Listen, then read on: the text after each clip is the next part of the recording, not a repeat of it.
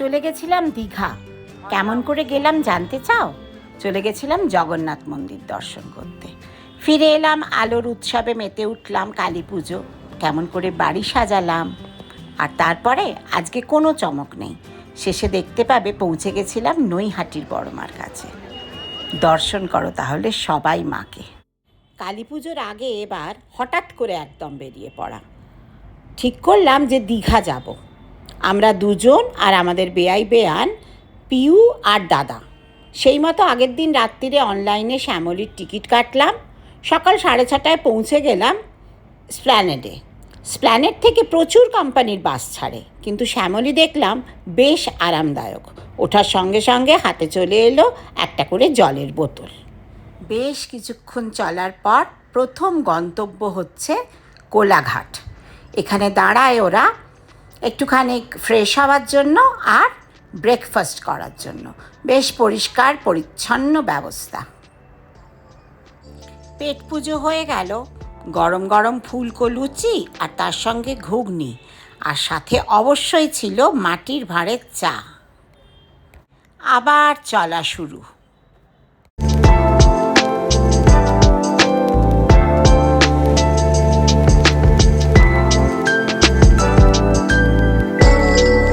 সবুজ ধানক্ষেত পেরিয়ে পৌঁছে গেলাম দীঘা। এখনকার দীঘা একদম অচেনা, কত বড় বড় সমস্ত হোটেল হয়ে গেছে। আসলে এখন দীঘার মূল আকর্ষণ হচ্ছে জগন্নাথ মন্দির। সন্ধেবেলা আমরাও বেরিয়ে একটা অটো দর করে, ওই মোটামুটি 100 টাকা মতো নেয়, চললাম মন্দিরের উদ্দেশ্যে। পৌঁছে দেখলাম বেশ মানুষের ভিড়। জুতো রাখার এখানে বিনামূল্যে বেশ সুব্যবস্থা আছে। সেখানে তোমরা জুতো জমা দিয়ে এবার লাইনে দাঁড়াতে হবে। একটা কথা মনে করে বলে দিই, সব সময় কিন্তু সন্ধেবেলা যাবে, কারণ সকালবেলায় বেশ অনেক রাস্তা হাঁটা এবং সন্ধেবেলায় আলো জ্বললে এই মন্দির দেখতে সত্যিই অপূর্ব লাগছে। তোমরা নিজেই দেখো।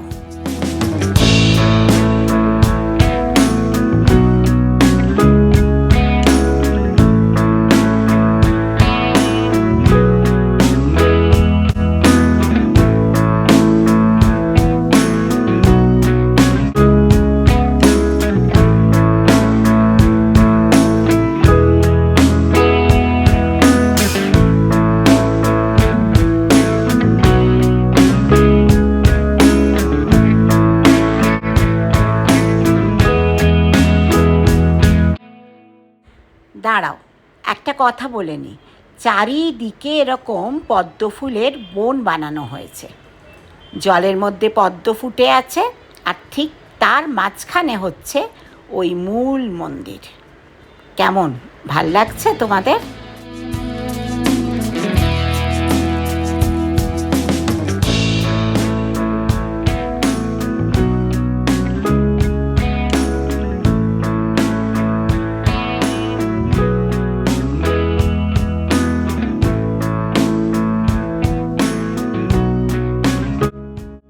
মূল মন্দিরের ভেতরে তো ক্যামেরার ব্যবহার নিষিদ্ধ। আমি 4-5টা তুলে আনার অনেকটা চেষ্টা করেছি, আর যেখান দিয়ে ঠাকুরের দর্শন পাওয়া যায় সেই জায়গাটাও একটুখানি দেখিয়ে দেওয়ার চেষ্টা করি তোমাদের। এই যে সিকিউরিটি গার্ড দাদা দাঁড়িয়ে আছে দেখো, তার পেছনে ওই যে বড় জায়গাটা লোকে লাইন করে যাচ্ছে, ওখানে প্রতিষ্ঠিত রয়েছেন জগন্নাথ দেব।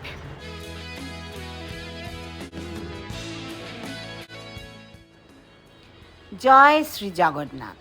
আর তার সঙ্গে মা কমলা দেবীকেও একটু দর্শন করে নাও তোমরা।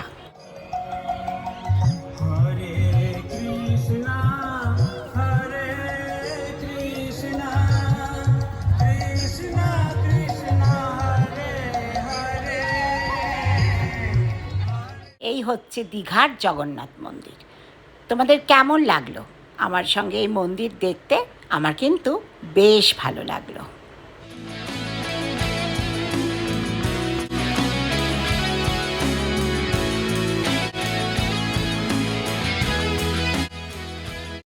তারপর চলে গেলাম সমুদ্রের কাছে। বড় বড় ঢেউ একেবারে আছড়ে পড়ছে আমাদের গায়ে।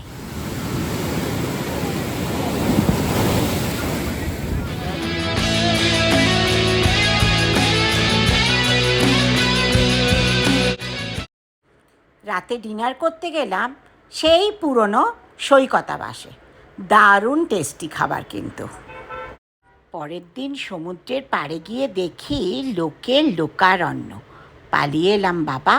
আর কোথায় ছিলাম সেটা তো তোমাদের বলাই হলো না। আমরা ছিলাম হচ্ছে সিগনেটে। এর ছাদে একটা দারুণ সুইমিং পুল আছে। বিকেলটা কেমন কেটেছিল তোমরাই দেখে নাও। चांद की रातें तुम्हारे कांधे काते, गीली मेहंदी की खुशबू, झूठ मूठ के शिकवे कुछ, झूठ मूठ के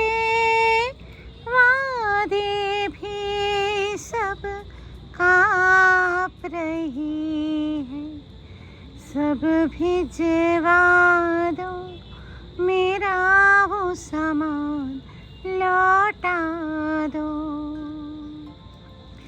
सब भिजवा दो मेरा वो सामान लौटा दो।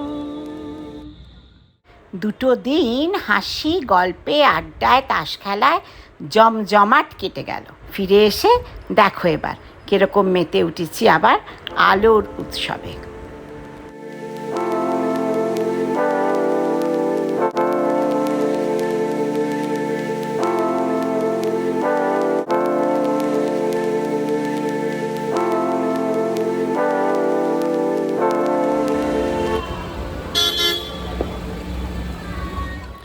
শহর সেজে উঠেছে আবার। কালী পুজো আমার কাছে অন্ধকার থেকে আলোয় ফেরার উৎসব। আর কালী পুজোর অন্যতম ভালো লাগা হচ্ছে আমার বাড়ি সাজিয়ে তোলা।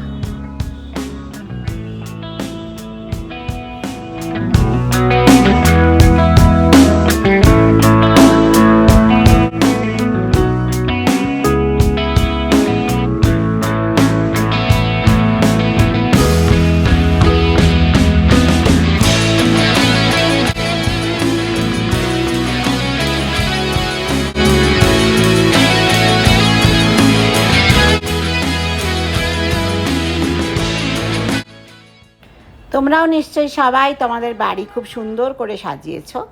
আমার এবারের দিওয়ালির সংযোজন হচ্ছে এইটা। কেমন হয়েছে বলো তো? সুন্দর দেখতে না বেশ?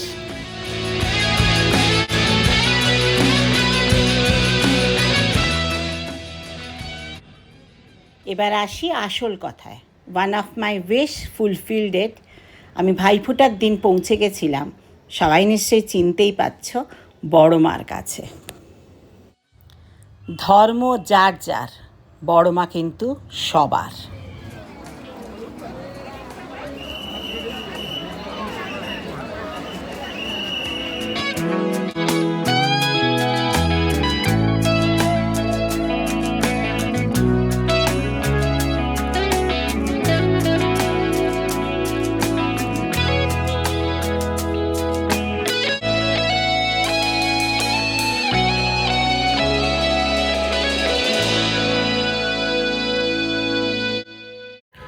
এই দর্শনের পরে আমার আর কিচ্ছু বলার নেই। হয়তো কোনোদিনও কোনো একটা ব্লগে বলবো যে কিভাবে পৌঁছে গেছিলাম বড় মার কাছে। আজকে কিন্তু এইটুকুনিই থাক। সবাই ভালো থেকো, এটাই শুধু মায়ের কাছে চাওয়ার।